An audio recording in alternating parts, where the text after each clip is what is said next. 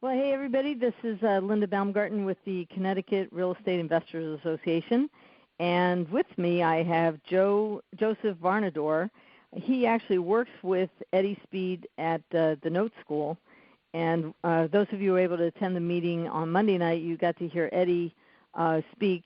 Eddie's bought 40,000 notes since the 80s, 40,000 notes, and which is pretty amazing.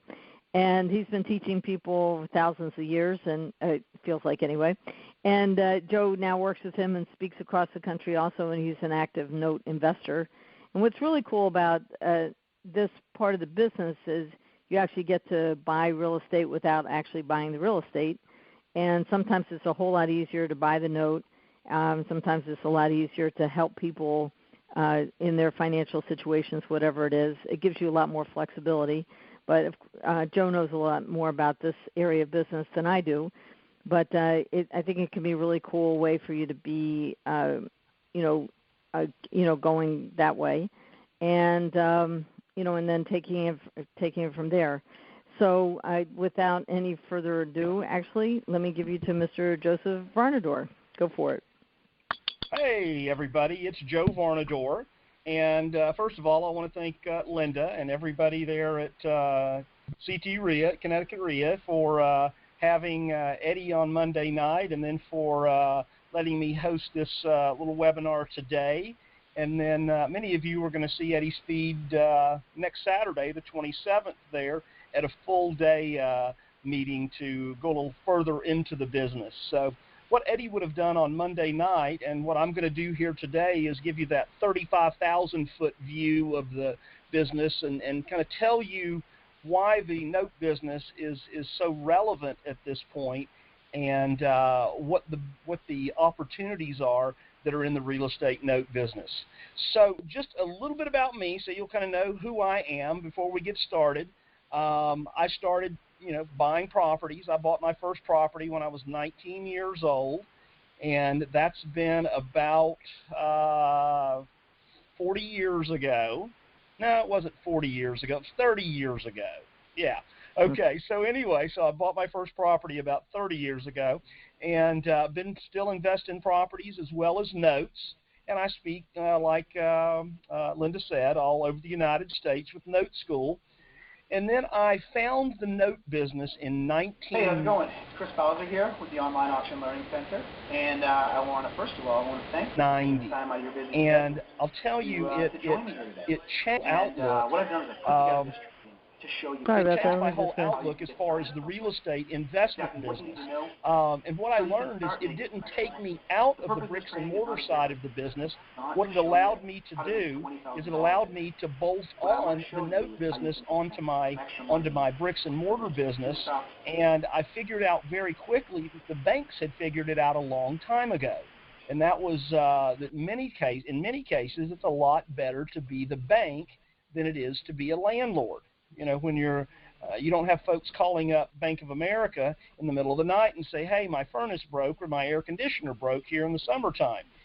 They call and they get it fixed because it's their home. So I realized that, and I know and I firmly believe that if every real estate investor would plug the note business in with their current real estate business, that you can double your income just by simply knowing about the note business. So Eddie's done about 40,000 notes. I've done since about 1980, and since 1990, I've done about 10,000, or well, a little more than 10,000 note transactions over the last 25 or so years.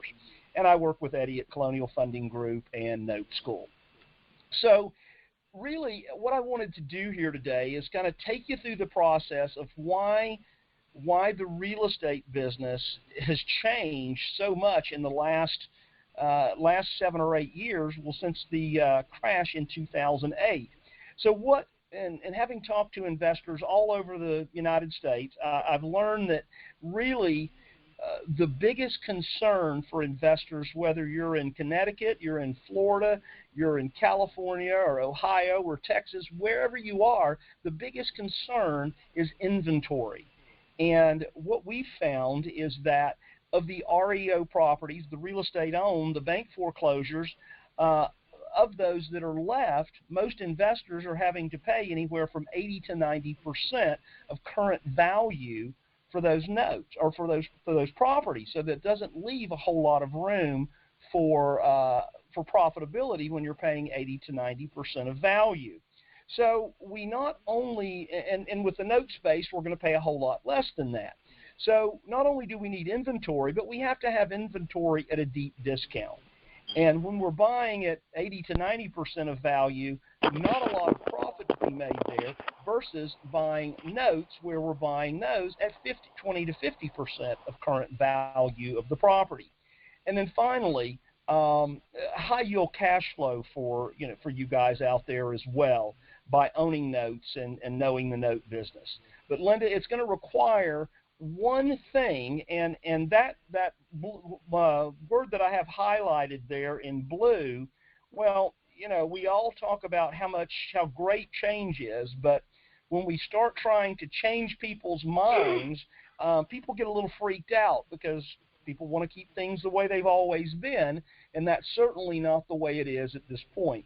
So the change that this requires is notes versus properties.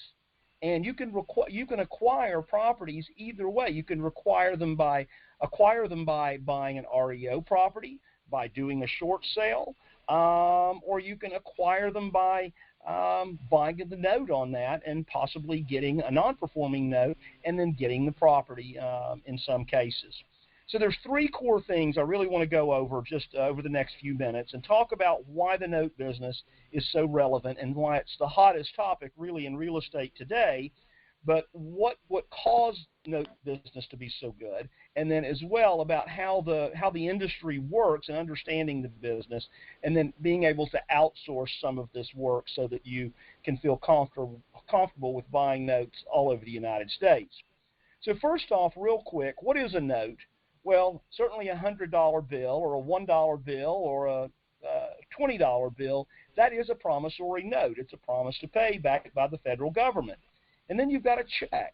A check is a promissory note. And if I write a check out for $1,000 to Linda, well, that's a promissory note as well. You go out and you buy a car and you borrow money against the car. Well, that's going to be a note as well.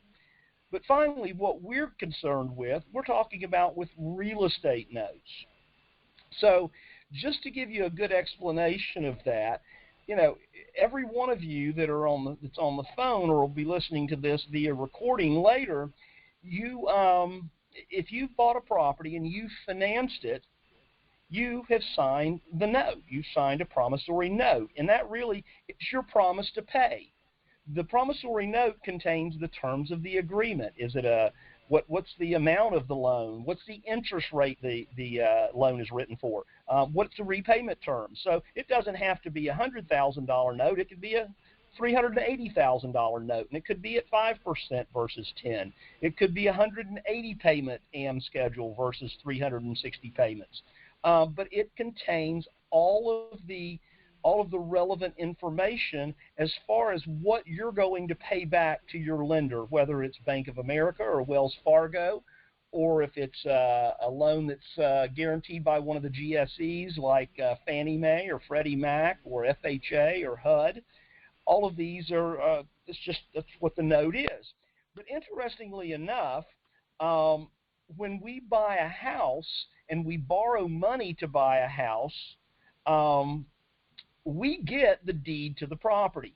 So the deed is held by the person that owns the house. What the lender gets the mortgage note. That is the lender's security.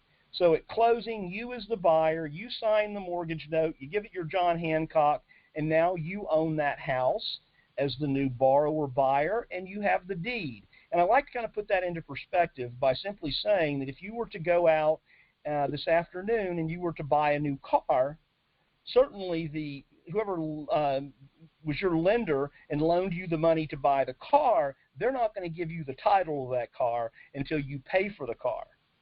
So that's why real estate is a little bit different. Most are mortgage and mortgage notes. And that's when we're talking about notes, we're talking about the promise to pay. Okay? So there are two types of notes. One is non-performing notes, and the second is performing notes, also re-performing notes as well. So we're going to spend just a few minutes talking about each type of these notes in just a second. So we know what a performing note is. A performing note simply means the borrower's paying the payments on time. A non-performing note, well, a non-performing note, if you stop making the payments on your house, the lender is going to send out a notice of default to the homeowner, to the borrower. And then through that notice of default, it's going to give the borrower three different options that they can do in order to get caught up. So the first option would be, so Linda, if you can't make your payments and you're 3 payments behind, we could possibly modify that loan for you, and cut the interest rate a little bit and get you paying again, because that would be a very important thing. And I'm sure all of you have heard of HARP modifications and HAMP modifications.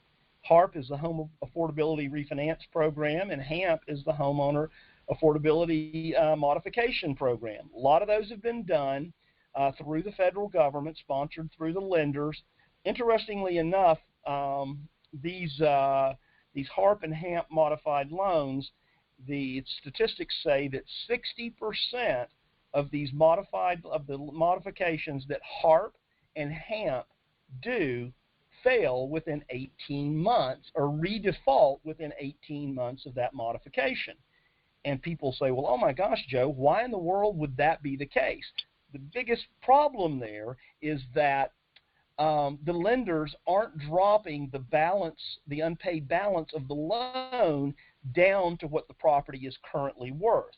So you hear of homeowners being underwater where they owe more than the property's worth. This is a problem with the modifications that these guys are doing, is that they're not lowering the unpaid balance to what the home is worth. So there's a modification. The second thing the lender is going to offer is to do a deed in lieu of foreclosure. So Linda's behind on her payments, and she's like, I'm underwater. I don't want to do a modification. Mr. Lender, I'll just sign this over to you, and I'll just give you the deed back. So I'm giving you the deed back in lieu of you having to foreclose on me. And then thirdly, if you refuse to do a modification and if you refuse to sign the deed back over, then the lender would go through the foreclosure process. So if the loan is modified and Linda is repaying, I'm picking on Linda today, so if Linda is repaying, then she has a reperforming loan. But if Linda is, if she signs a deed or the lender forecloses, then the property goes back to the lender. And that's where the REO properties came from. Okay, the lenders had foreclosed, and now they have that property in inventory. They own it, and then they auction those off. So that's how an REO gets started. So those are non-performing loans. So let's talk a little bit about some of the history as to what's happened over the past 7 years or so. Back in 2008, the stock market crashed, and we all remember that. And most small investors just kind of got scared to death and pulled a lot of money out of the stock market. As a matter of fact, on September 28th and 29th of 2008, investors pulled $91 billion out of the stock market. And just it was kind of an exodus that people pull money out. And to give you a real interesting stat right now, that most of the billionaires that are in the United States, really in the world, and along with multi-millionaires, are holding at least 30% of their net worth right now in cash accounts. And when you're holding money in a cash account, you're not really making any money on that. And I was reading something the other day, and Warren Buffett right now through Berkshire Hathaway, they're holding almost $50 billion in cash reserves right now, because they know that there's going to be another market adjustment in the stock market. So all of this money that came out of the stock market, a lot of it went into people buying real estate. and people buying real estate for cash at unprecedented numbers. So between 2010 and 2012 in the U.S., there was 12.75 million houses sold over a 3-year period. 4.29 million of those were sold for cash. Clearly, 30% of those or more were sold for cash, which is something that just hadn't happened up until that time. And most of those were the stock market refugees who pulled their market money out of the market and put it into real estate. And I'll tell you, Linda, that one of the things that I truly believe is that if the market hadn't have crashed in 2008, and as real estate prices and values started to fall, if that money had not, if the market hadn't crashed, people hadn't pulled that money out and bought real estate for investment, that the prices of real estate would have fallen much more than it did. So just a little sidebar there. So we had people buying houses for cash. Hedge funds started. Yes, ma'am. Hey, listen, we're having problems apparently since you're speaking through your speaker. Other people can't hear you through their speakers. So do you have a phone that you could dial in on that phone number? I can. Hold on just a second and let me do All right, this. Cool. All right. Let me dial in here and see if we can get a little more clarification. 518 530 1840.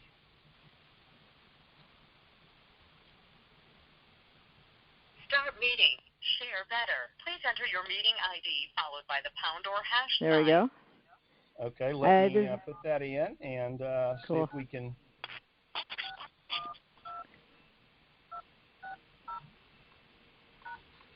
Okay. The recording has started. Okay, can everybody hear me better now?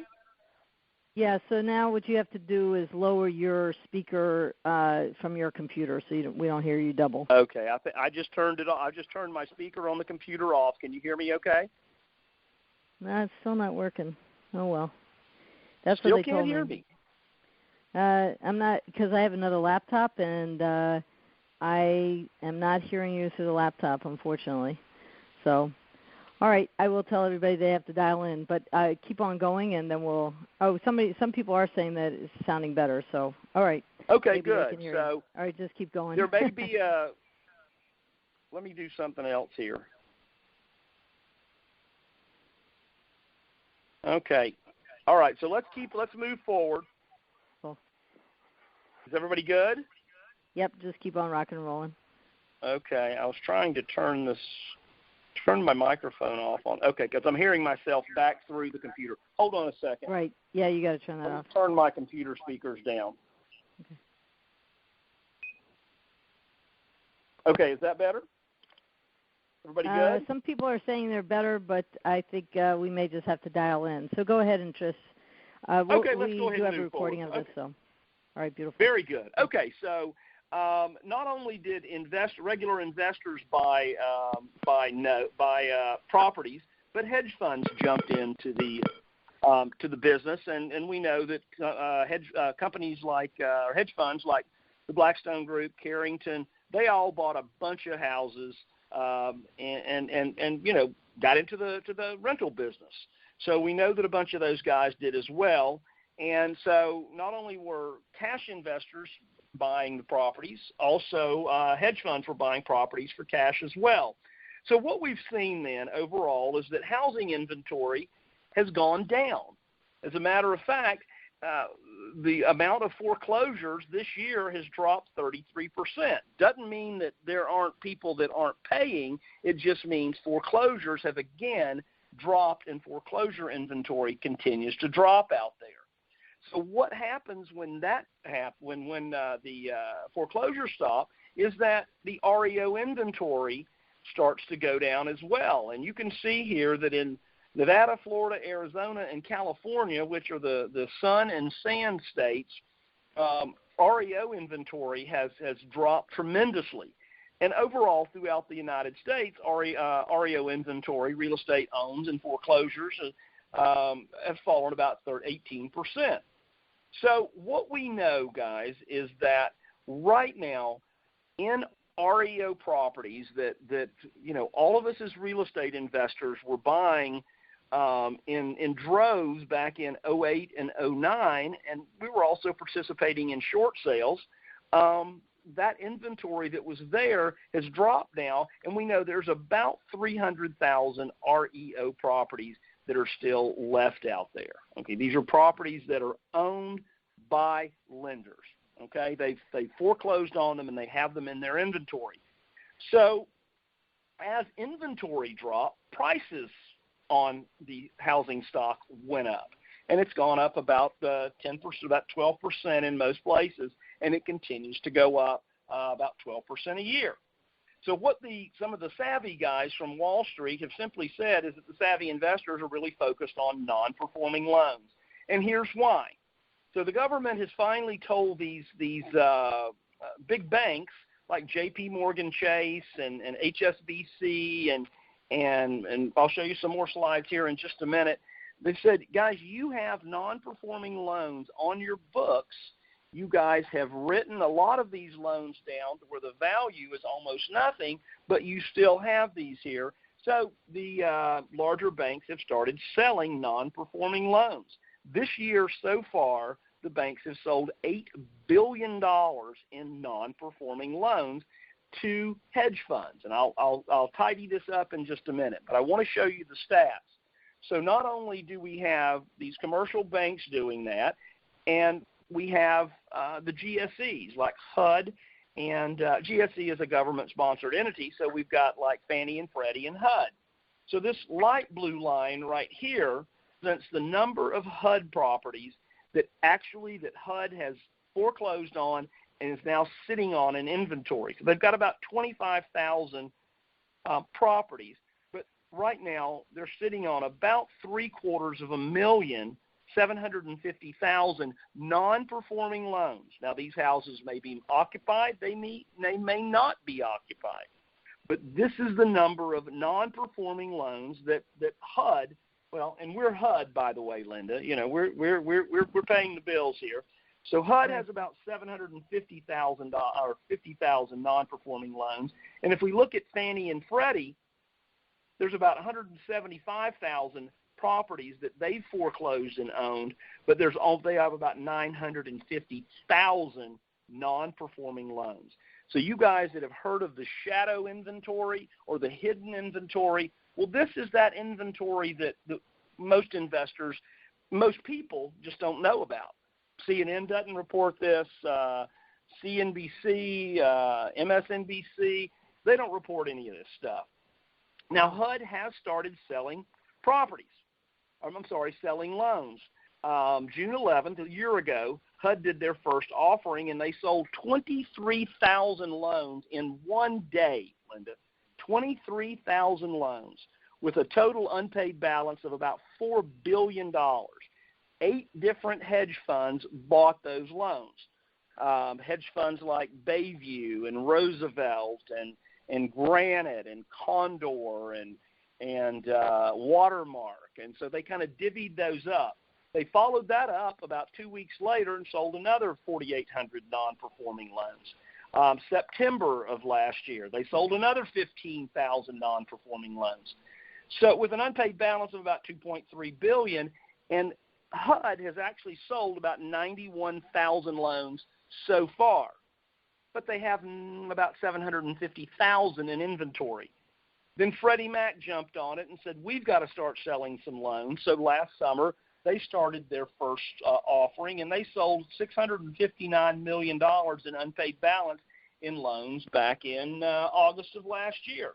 And by the way, Linda, understand that GSEs, which is Fannie, Freddie, HUD, FHA, right now the federal government, we as taxpayers, guarantee about $4.5 trillion in mortgages.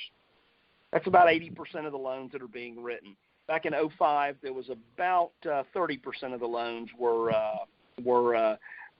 guaranteed by the Fed. So again, they've got to sell off these ones.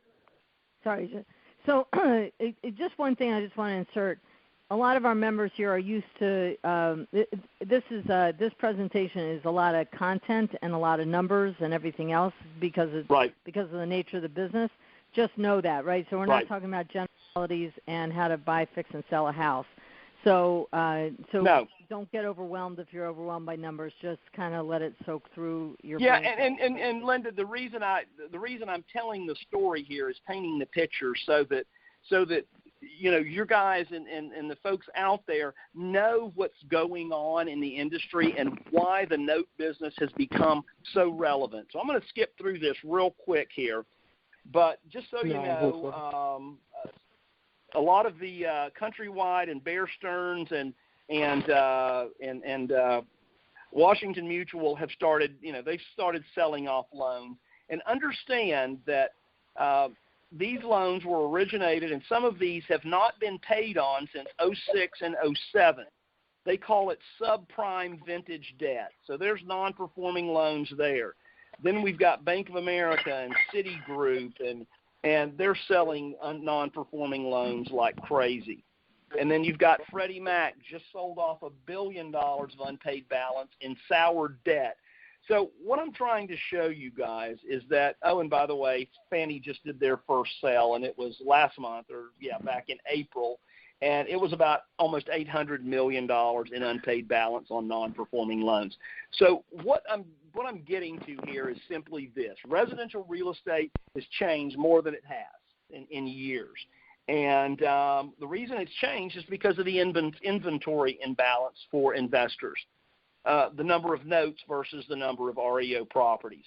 So what does it look like? Well, there's a couple of ways to get to properties.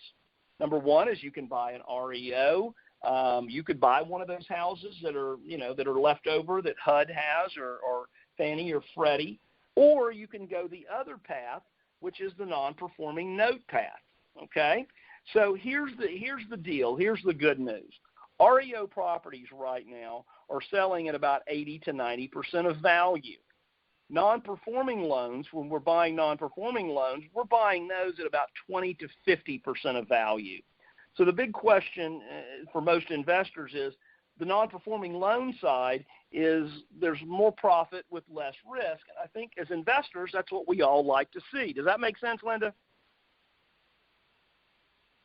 Yes. Okay, she can't hear me. Okay, so the real I can hear you. I'm just mute. Okay, good deal. Okay, so there's about 300,000 REOs, and we know there's about 9 million delinquent loans out there. So what does that mean for us? It means there's about one REO property for every 30 non-performing notes. So there's a lot of millions of notes out there, and there's some pent-up demand. So what happened, and why is this become so relevant? Well, about 4 years ago, Bank of America and Wells Fargo and Fannie and Freddie and HUD and FHA said, listen, guys, we cannot possibly go out and foreclose on all of these non-performing loans. If we do, it is going to crash the market. Wow, okay.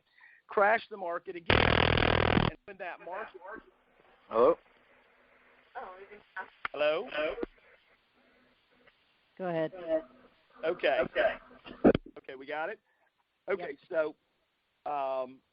So what the banks decided to do is we're going to take, and instead of selling these foreclosing and having the risk of owning 9 million houses all over the United States, we're going to take these non-performing loans and we're going to bundle them up, and we're going to take these bundles of loans that they've created, and they're going to then sell them to private equity firms and hedge funds. And these hedge funds are buying them for literally pennies on the dollar. And we can say, oh, my goodness, but, you know, they're selling these loans, and yeah, they are selling them, and they're selling them very cheaply, and that's just the way it is. The banks are getting tax credits for it and all of those other things. So what we've been able to do at Note School is we've kind of been able to bridge the gap and teach folks how to buy these non-performing loans that they've bought in huge bundles to note investors, and to sell these to note investors one at a time. And I'm going to go through that just one more time before the end of the call here and kind of take you through the process. But just know that this is what's happened.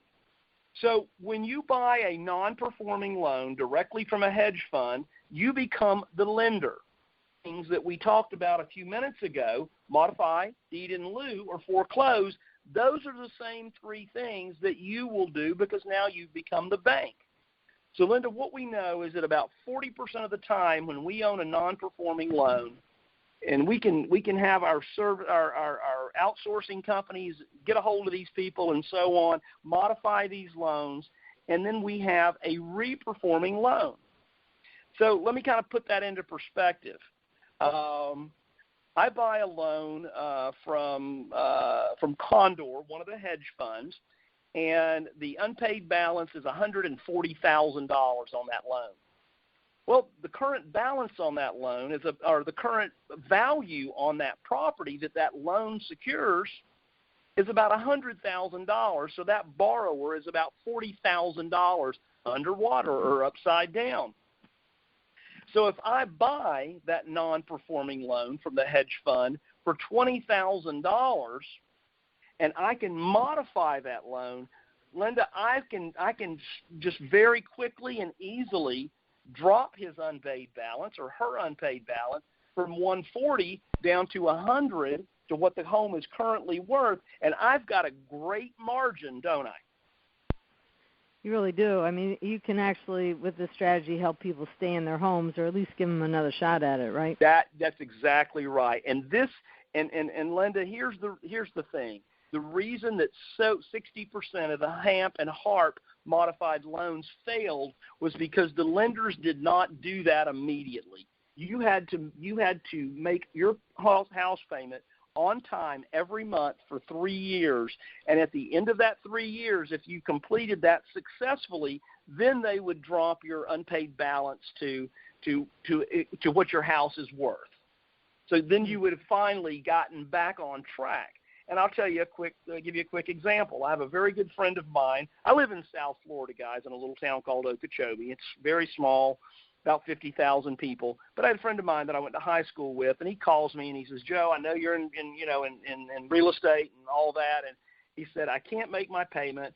My lender, which was IndyMac, said, hey, we'll offer you a HAMP modification." He said, "Would you help me with that?" And I said, "Sure, I'd love to because I want to know how those work." So the biggest thing is my friend owed $280,000 on the house. The house is worth $180,000. Now, he got the modification, but as you know, he still owes $280,000. Now, if he successfully completes and makes all those payments on time, at the end of 3 years, that HAMP modification allows for the unpaid balance to drop from $280 to $180. But if he misses a payment or two and gets behind again, that goes away. So people just kind of, throw the keys in the door and say, I can't do this anymore. So if we're able to keep 40% of these people in their houses by dropping the balance, and Linda, I'll give you an example in just a second, but if we can do that, we've done a great thing. And the banks could have done this, by the way, several years ago. So about 40% of the time, and if we have this re-performing loan, we have a great thing. We've bought a loan that has a balance of $100,000 for that we've dropped to $100,000, and we've got about $20,000 into it. And at $800 or $900 a month in a payment, it doesn't take a whole long time for us to get our investment back. So our yields are really high on those. But for those that are interested in getting properties, or getting inventory, real property, about 40% of the time you'll get a deed in lieu, and about 20% of the time we'll have to foreclose on these non-performing loans.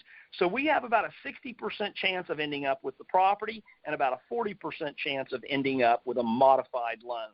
So those of you that love getting the property, then that's a wonderful thing, and you can do the property. And by the way, when I get the properties, I live in Florida. I buy a lot of non-performing notes in Milwaukee, in Wisconsin, because that's one of the hardest hit states. And if I get the property, I simply wholesale it to a local investor and typically double my money on those. So we'll get to that in just a minute. So if we modify, we've got a re-performing note, which we can keep the monthly payments. We can sell that re-performing note. We can sell part of it, we can keep it all, or we can do many different things with it. But if we get the deed in lieu or the foreclosure, then we've got an REO property, and we can sell it as is, we can renovate it, we can use it as a rental, we can sell or finance it, we can sell as a loaded rental. There are many different options, and the reason we have so many different exit strategies is because of the price we're able to buy these assets for. So price gives us multiple exit strategies. So quickly, where do you find these loans? Well, the hedge funds, private equity firms, they're the largest buyer of these bulk assets. So they do buy both non-performing loans, and some of them buy REOs in bulk as well. So what does that look like? So, the three biggest areas as far as, and by the way, I always get the question, well, can I call my local Wells Fargo branch and buy a non-performing loan from them? And you can't, okay? They're bulking these things up at 1,000 loans or 1,500 loans at a time, and they're selling them off through their corporate offices to these hedge funds. Credit unions, mortgage originators, same deal. So the mortgage servicing companies, online listings and auctions, and hedge funds. And guys, I listed a couple of hedge funds here on the bottom here that you guys, I want you to do some homework before next Saturday's event with Eddie. But check out FCI Exchange, and you can see it there. Frank Foxtrot Charlie Igloo Exchange. So go to fciexchange.com. And you can see there won't be there's no inventory there. I looked in Connecticut, but you'll see all over the United States and, in Massachusetts and Maine and places like that, you guys live in a really, really tight area there as far as, you're good. So anyway, so FCI Exchange, and you can go to FCI and you can look at the notes that are available and all over the United States. And by the way, I buy notes all over the United States. It's not a challenge. But FCI, you can go there, and what you'll see is the loans that they're offering. You can click on non-performing, and you can click on a first mortgage, and you can look all over the United States, or you can be state specific. But it'll show you the information, and it'll show you what they're asking for that loan. So it may be that FCI is asking 17% of the UPB. So they're asking 17% of whatever the unpaid balance is there. Okay? So it's an easy website for you to go to. You can join it for free just to kind of see the inventory and the types of inventory that's out there through them. They are not going to be the least expensive place to buy these. Obviously, the least expensive is to buy them directly from the hedge fund, but I wanted you to be able to see that you could literally go online, buy a non-performing loan, just like you can buy a case for your new iPhone, okay, from Amazon.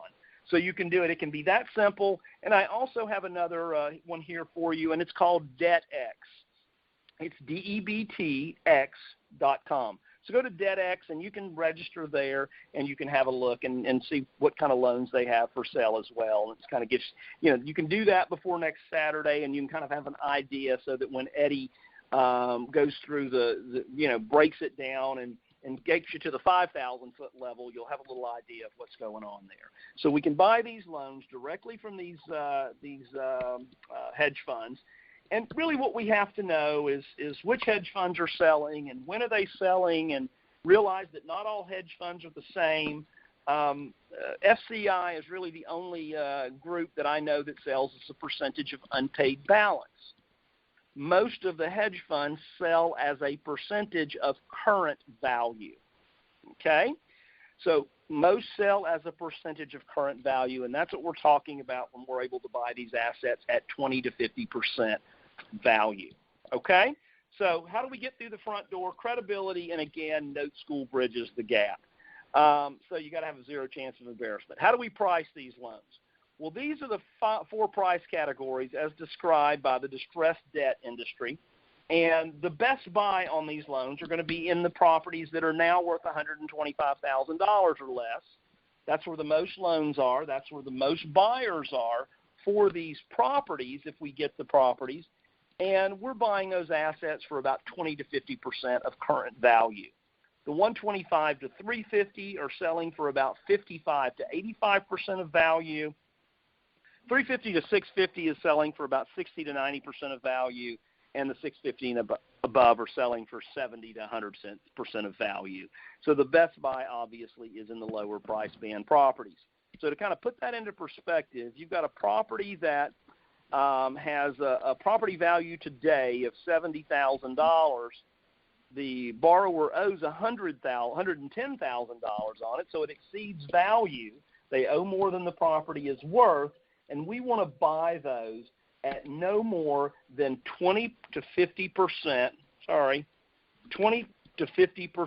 of current value. And ITV stands for investment to value. So we want to be in those assets at no more than 20 to 50% of current value, and that's based on the current value of the real estate. So what is the average house securing a delinquent note is worth $40,000 to $80,000, and the average rent, that house will average rent about $600 to $1,000. What's the average mortgage loan or delinquent note sell for? About $9,000 to $18,000, and that's where most of our students are playing, is in that $9,000 to $18,000 range. So if we look at buying a note, and if it's one that we can modify, there are some states where, well, we can do something called hardest hit funds. So if we buy a loan that we can modify, and if it's in one of the 18 hardest hit fund states, and here those are, Connecticut is not one of the hardest hit states, but Rhode Island is. And you'll see Michigan and Illinois and Indiana and all of these. Well, hold on, I keep moving that and it messes me up here. But all of these, there is hardest hit fund money available in all of these states. Now, you'll notice that you've got California, you've got Nevada, Arizona, Oregon. Here's another piece of homework for you for Saturday, okay? I want you, and this is next Saturday, not tomorrow, but I want you to go ahead and Google hardest hit funds. Just hit hardest hit funds. And when the Google page pops up, don't click on all the advertisements, but click on the one that says treasury.gov. And you'll see that we stole this map right off treasury.gov's website. And it'll show you what is available as far as hardest hit funds. So, for instance, in Florida, well, there's about $500 million left in Florida of hardest hit funds. As a matter of fact, these funds have been available since January of 2008, and Florida's only spent about $500 million of that. So there's a push right now because this money goes away in 2007. So let me kind of put this into perspective. Again, those $7.6 billion allocated, there's only about $1.6 billion being used, or that's been used, and there's $5.1 billion that's still available out there in these hardest hit states. So, Linda, if I bought your loan for $20,000 and you owe $140,000 on it, and you're $20,000 past due, and you live in one of the hardest hit states, I can show you and hire someone to apply for those hardest hit funds to get you caught back up. And if the average payout is about $25,000, well, if I've paid $20,000 for your loan and you're past due $25,000, well, that money then comes directly from the hardest hit funds directly to me as the lender. Now you're caught back up. And so I may have paid $20,000 for your loan. I got $25,000 to get you caught up from hardest hit funds.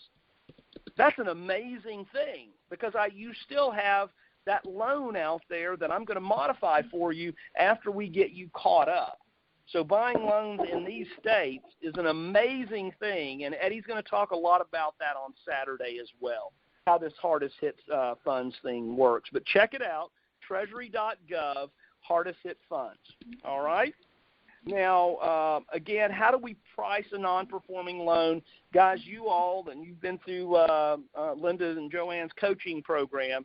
You know that, first thing they're going to teach you when you're buying an ugly house is let's find out what the ARV is. What's the after repair value? And then you're going to go through the process of what's it going to cost me to fix it, and what are my holding costs going to be? And then I have to deduct my profit that I want to make. So if the house is worth $200,000 ARV and it's going to cost $35,000 to fix it and $15,000 in holding costs while I'm fixing it, and I want to make a $20,000 property. Well, my max pay on that, I can pay $130,000 for that in order to, make $20,000 on it.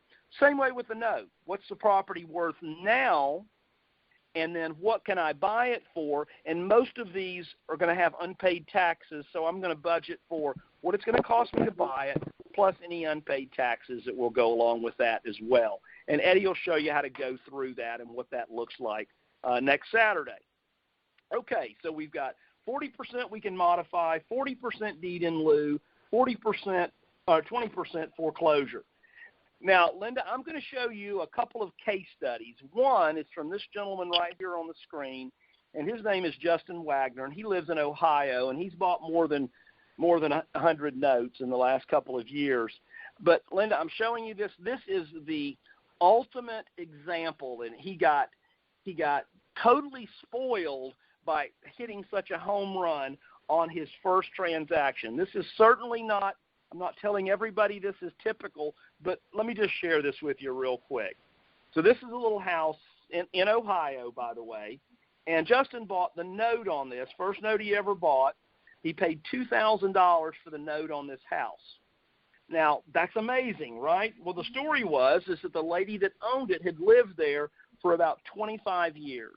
And by the way, this lady had several kids and grown kids, and one of her sons talked her into refinancing that house back in 2005 because he wanted to start a business. Well, this house appraised for about $120,000, and she got a $90,000 loan on this. Everybody remembers what their net worth was when property values were much higher. So anyway, Justin bought this loan from a hedge fund for $2,000. He sent out his welcome letter saying, you no longer owe, in this case it was GMAC, General Motors Acceptance Corporation, you now owe Justin Wagner. And, if you want to stay there, contact me and let's talk about modifying this for you or me helping you out. And as a matter of fact, when this lady called Justin, she said, you know what, 2 years ago, GMAC, General Motors, had called me and offered me a short payoff on this of $20,000 on this $87,000 balance that she had, okay? She said, but I didn't have $20,000. And so Justin said, look, how much can you afford to pay per month? And by the way, when you do this, you verify that they can pay what they're saying. So what he did was he modified this for her. So he had $2,000 in the note. He dropped the unpaid balance from 92. The house is worth about 60. He dropped it from 92 to down to 60 to what it's worth. And she said she could afford $500 a month, principal and interest. So he modified that for her, redid it on a 30-year loan for $500 a month. So he did very well on this, I think we would all say. And by the way, Justin could have bought this inside his IRA as well. He would have taken the $2,000 and whatever his $400 or $500 in cost was to modify this loan for this lady. He could have bought it in his IRA, and either way, it was a home run. By the way, we know the yield is just almost uncalculable on this. But anyway, this is what it looked like. He paid $2,000 for about 360 payments of $500 a month. And that, like I say, he just hit it out of the park on that one. Now, here is a little house that I bought a non-performing loan. This one I bought about a year and a half ago. And this was in St. Louis, working class neighborhood. Again, just a little neighborhood. So I was able to modify this one. Now, the BPO, the broker price opinion, and on this, and I bought a broker price opinion on it, and the BPO said it was worth $25,000. Okay, the Zestimate, when you looked it up on Zillow, it said it was worth $58,000. Well, certainly it's worth more than 25. It may not be worth 58. I calculated it was going to be worth about 50. So this lady owed about 75 on this. So she said she could afford $425 a month. So what I did was I modified this for her. So I dropped the balance from about 75 down to 50. And I said, if we drop it down to 50, I'll let you repay me over 200 months at 7% interest, which made her payment $425 a month. I had $8,800 in this, $7,000 in the note from the hedge fund, and $1,800 in back taxes. So let's just call it $9,000. So I don't have to get a whole lot of payments before I get my $9,000 back.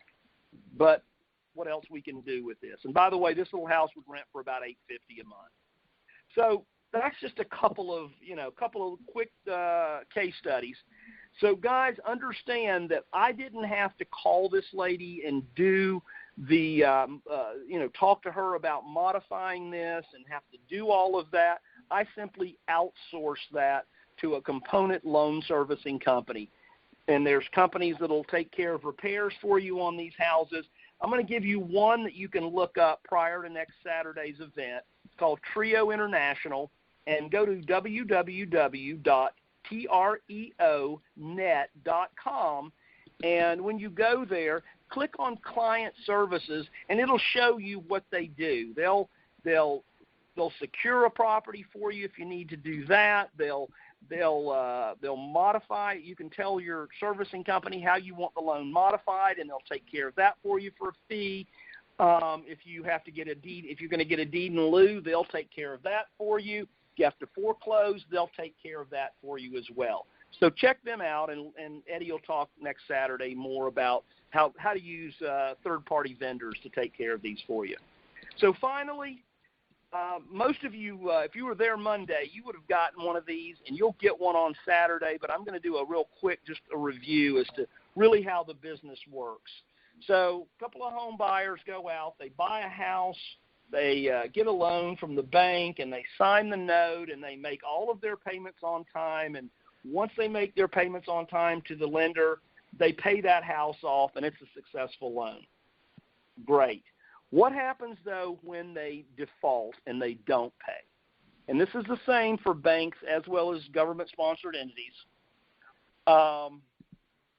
So what happens then is that the banks bundle these loans together, and when they bundle them together, they sell them directly to the hedge funds.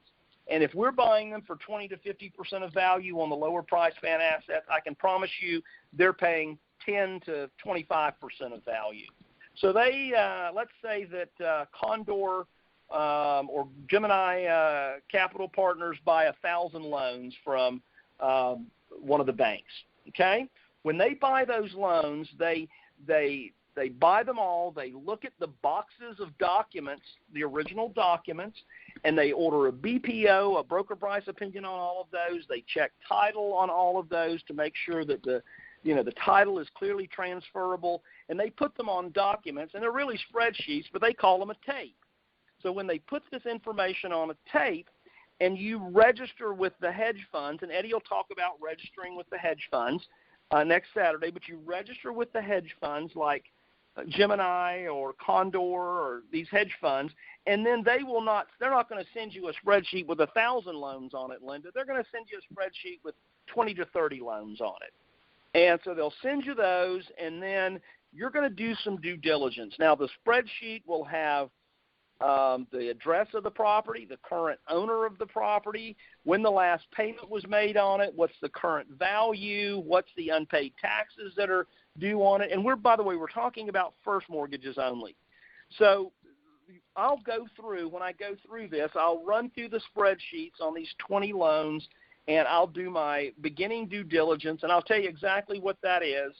We'll do, and a lot of times I'll have my daughter or my assistant do it. My daughter's 16, and we'll determine what it looks like from a Google Earth perspective. Then we'll run demographics. We'll go to USA Demographics and see what the average crime rate is in the area, and how many what the schools are like in the area this property is located. We want to see if it's in a decent neighborhood. And then once we've done that, we'll also check with Zillow, and we'll check with Realtor.com and Redfin and some of these sites out there just to kind of see what their value comes in at. And then we'll also go directly to the county's website that the property is located in and check and make sure what the real amount of the unpaid taxes are that we would need to pay. And we come up with our preliminary pricing. Once we do that, we decide we want to buy the loan. We make an offer to the hedge fund. The hedge fund, we sign a contract, and then we have a 7 to 10 day period to do deeper due diligence. And what that really just means is that I'm going to get my own value. I'm going to call a local realtor, and I'm going to have them do a BPO on that property for me and drive out to it and take pictures of it and give me a good value on it. If the value comes in fine, then we're going to wire the money to the hedge fund. And when we wire the money to the hedge fund, we then literally, we own the loan. We now become the bank, and they send us the box of documents, which is all the originals from when the loan was originally originated. Now, instead of you receiving those directly, you would have an outsourced company like CTREIA receive those and audit those to make sure that everything is good inside the files there. And by the way, the hedge funds, Linda, if there's a problem with title, you have a 30-day give-back period where they will refund your money if there's a problem with title after you buy this for up to 30 days. So they take pretty good care of us there. So as the new note owner, we know, and as the lender, there's 3 parts we can do. We can modify, deed in lieu, or foreclose if we have to. If we modify, we own a great cash flow. We have a reperforming loan. If we get the property through deed in lieu or foreclosure, we have multiple exit strategies. We can rent it to own, we can sell it as is, we can own or finance it, and do all of those things. So that's a great thing as we go through. So biggest industry myths to take care of these. It's not for all the wealthy guys like Warren Buffett or these hedge funds, because we can buy these on a one-off basis if we're trained. It's not, people think it's too complicated, but, you know, I always say, people will say, well, is buying a note complicated? And I'll say, as compared to buying a house and hiring contractors to renovate it and hoping we get it renovated and everything goes well and then selling the house, the note business is not complicated when we look at it like that. It's a pretty easy process to go through. And, Linda, I like to tell everybody it's a lot easier to make money with a pencil than it is with a hammer. So it's not so complicated. It doesn't take a lot of money. We can buy, the average note price is $9,000 to $18,000. You don't have to buy large pools to get this done, and you don't have to know the big shot hedge fund managers. Okay, I'm going to go through one other thing here, and I'm going to show you what I did with that little note I bought in St. Louis here, and then we're going to wrap this up and take some questions. So performing loans, we've talked about non-performing. Quickly on the performing side of the business.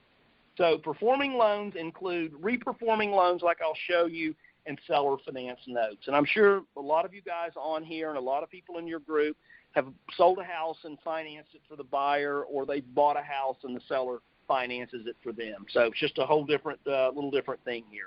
So anyway, you're learning to be your own bank. So in performing loans, we could sell all of the loan.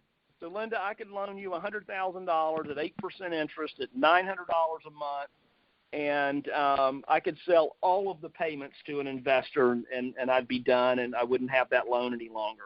Or I could sell a few of those payments. And let me show you an example here. So here's that little house note that I modified, that I bought in St. Louis and modified on this.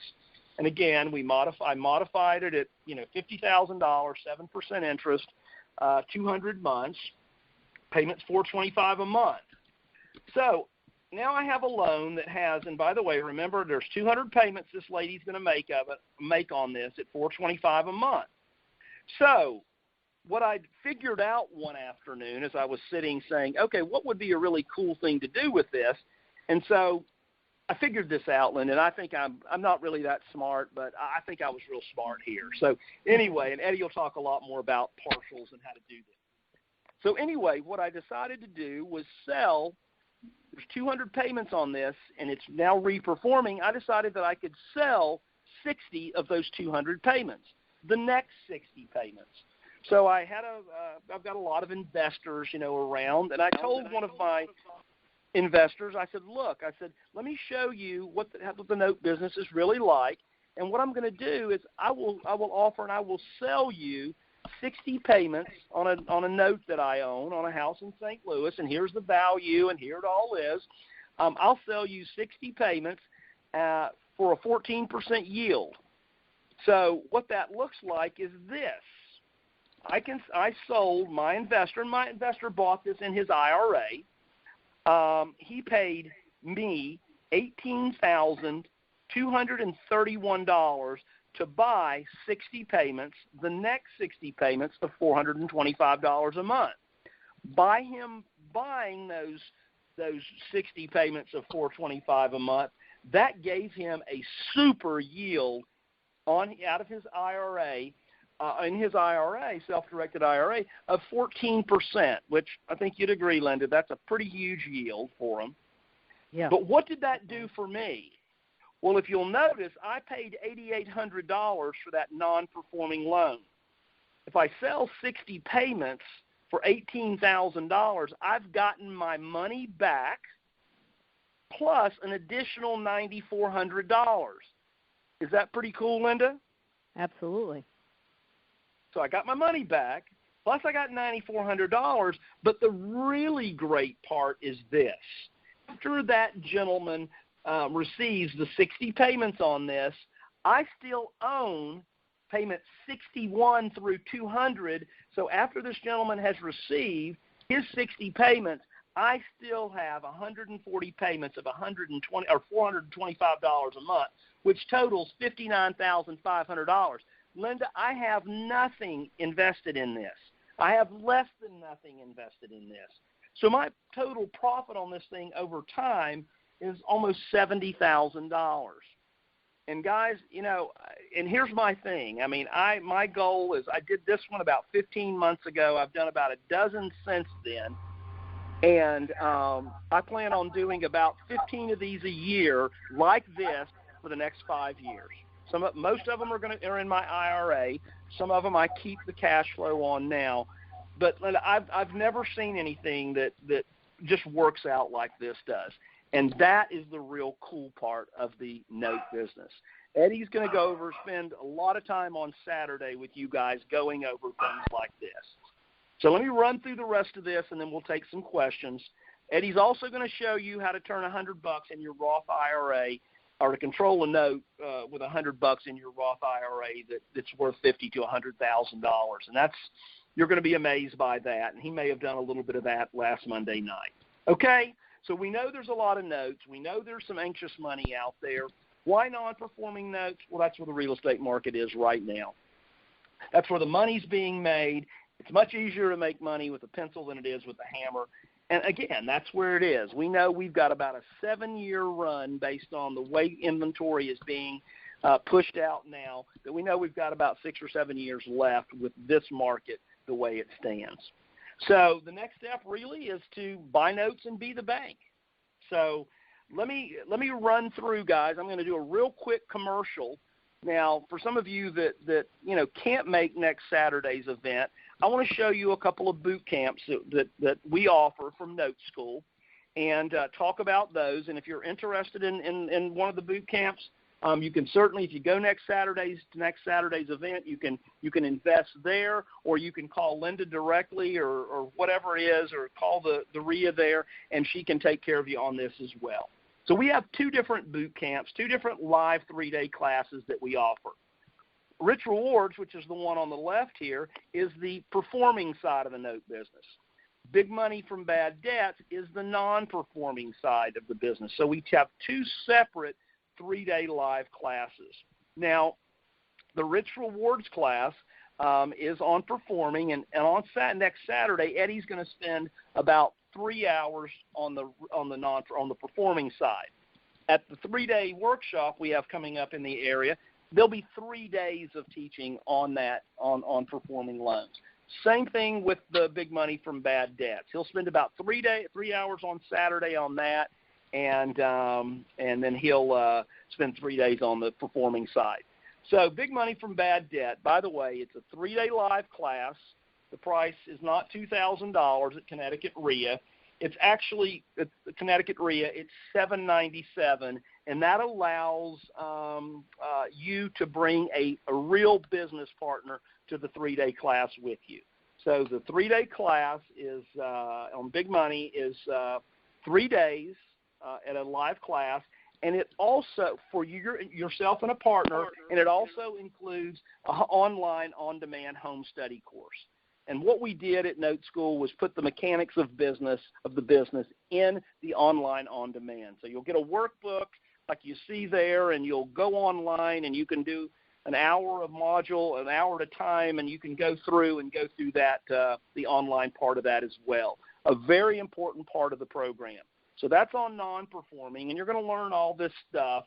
You know, what does Monday morning look like? How to work with hedge funds? How do you enhance your credibility? And is it a good deal, a great deal, or a waste of time? And then we have the second class, which is Rich Rewards, and that's on the performing side. And it's the same thing. It's not $2,000. It's $797 at Connecticut REIA for yourself and your business partner. And it also includes an online on-demand home study course as well. So you'll get the workbook, you'll log on to Note School's website, and you'll go through the process of the mechanics of the business. We teach the 3-day classes with live real case studies and very, very drill down on the business there. So that's on the performing side of the business, and again, it's $797 for that. Or at CTREIA, you'll be able to invest, and I'm going to flip through this because you'll learn all this at the 3-day. Those of you that heard of Dodd-Frank and the SAFE Act, Eddie's going to talk about that and how to create alternative cash flows and all of these things. But you can either pay $797 or you can buy and invest in both classes for $1297. Okay? $797 for either class, $1297 for both. Now, what you're going to learn on Saturday is how to really be a financial deal architect, case studies from actual deals, building cash flows, sourcing capital to invest in the note business, creative financing, and all of these different things Eddie's going to go over next Saturday at the Saturday class. Now, you can invest in the 3-day boot camps and 2 3-day boot camps and not attend Saturday, or you can go to Saturday's class and then decide if you want to invest in the 3-day live classes. Eddie's also going to talk about buying notes in your IRA, leveraging techniques with notes, and all of those things. So we do, Linda, we do have a Rich Rewards, which is the performing boot camp coming up in Stanford, July 17th through 19th, and these are some other dates here. We've got Atlanta on the big money and Houston and so on. So you've got all of that, and they can get all that directly from you. So it's really cool that you guys are in the U.S. It's really cool that you guys are coming up to Stanford. So I know it's great to be able to go. Most people have to travel, but you know, since Linda, she said, guys, if you want to come up and you want to talk to my people, then you know we want you to have a class pretty close that they can attend. So thank Linda for that. She's a hard negotiator. All right. So just quickly, the 3-day, the full day class that Eddie's going to be doing is next Saturday, the 27th, from 9 to 3 at 4 Points Sheridan in Meriden, and it's $29 for members and $39 for non-members. And I guess they can do that online or whatever they need to do there, and lunch is included with that. So, Linda, any questions that we have from the group? Sure. So, I know this went long, y'all, but as you can tell, there's a lot of information on this one, but there's also a huge, huge, huge opportunity in this area of controlling real estate. And we've often said you can control real estate without owning it, so this is certainly one way of doing that. So if you want to register for this event, you can just go online to CTREIA.com. Lunch is included, by the way. It's also a great opportunity if you're bringing business cards because it's a great opportunity to network with lots of other people there. And then the 3-day event, also if you're interested in those particular programs, I'd say you could give me a call. I'm at 203-759-8557. It's 203-759-8557.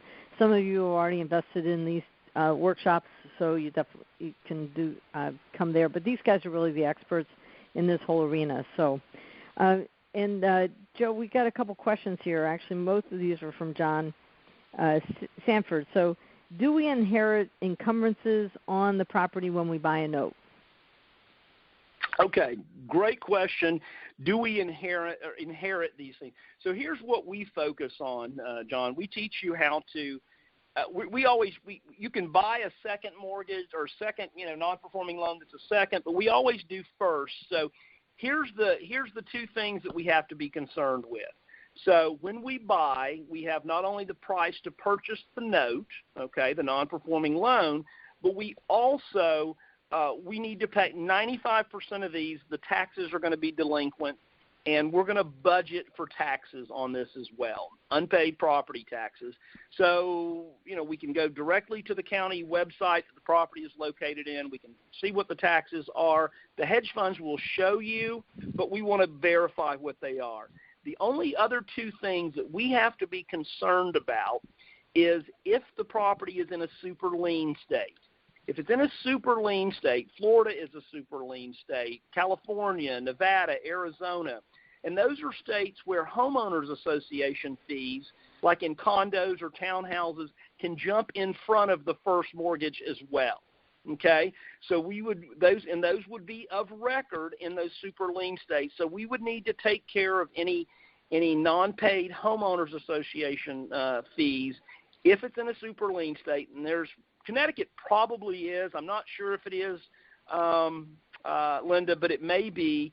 And then as far as anything else we would be looking at, is there any code enforcement liens against the property, which means the county, the zoning and department, or the code enforcement is the word I was looking for, has put a code enforcement lien against the property for not mowing the yard, or not, making sure that if it's the house is nobody's living in it, that it's an eyesore. And so we would be concerned about those. And then, but what I've found is you can pretty much negotiate those down to almost nothing on those liens, as far as the code enforcement liens and the property tax liens. We're not worried about IRS tax liens because the lender is not. That does not go against the property. It really goes against the person that goes along with that. So those are the things that we are concerned with and we budget for when we buy a non-performing loan. So then there's a follow-up question. Do we lose any part of the deed when we offer a partial deal on the loan? What happens if the buyer fails to pay? Yeah, okay, what happens if they stop paying during that during that payment period? Very good question. Very good question. So I bought the loan in St. Louis. I modified it. I sold 60 payments. Okay? So I sold 60 payments of $425 a month. So what that means is that fellow is going to receive $425 a month times 60. Now, if the borrower, the homeowner that's paying that $425 a month, defaults during that 60-month period, what I contractually do with my investors is I simply say, if they default, I will make you whole on the balance of your investment, whatever it, if it's $8,000, of the $18,000 that he invested, I'll make you whole on your investment, and I'll just take the property back, and I'll completely take care of you. So I do that for my investors, and I want the property. I want the property back. I can foreclose on it. I can resell it again. I can get the property and resell the property and sell or finance it. The other thing would not be a concern, but a good thing is, what if that person that's paying the $425 a month, what if they refinanced it or sold the house during that 60-month period?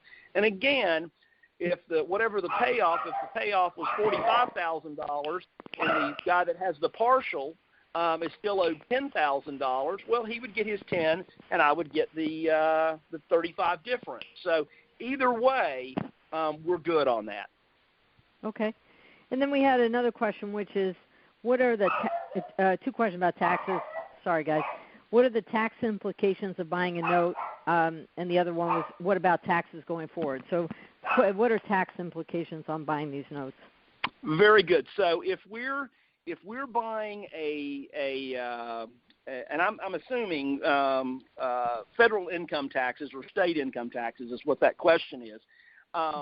If we buy it in our IRA, then in our self-directed Roth, then you've already paid taxes on the money and you've invested, and your money comes. You buy it out of the IRA, and the profits come back into the IRA.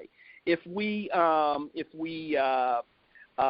the property and we get a deed in lieu or we foreclose, and we've got $20,000 in the loan and are totally invested, and we sell, then we get the property back, and we sell the property to a wholesale investor for $40,000, well, it's going to be taxed just as any other gain would be taxed, that $20,000, depending on what the capital gains would be on it, or if it's going to be taxed as regular income.